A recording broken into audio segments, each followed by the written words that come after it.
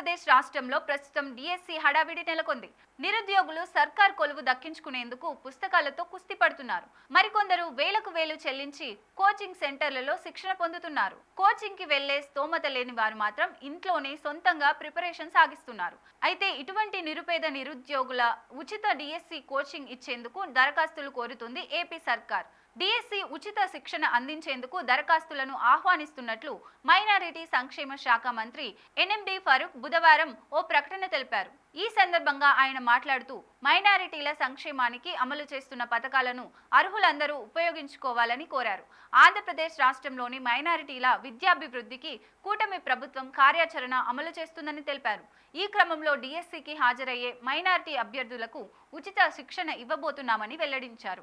ఇందుకు సంబంధించిన ముస్లిం, Christian, BC, సిక్కులు, బౌద్ధులు, జైనులు, పార్షీలు తదితరులు మతాలకు చెందిన అర్హులైన అభ్యర్థుల నుంచి దరఖాస్తులు కోరుతున్నామని వెల్లడించారు.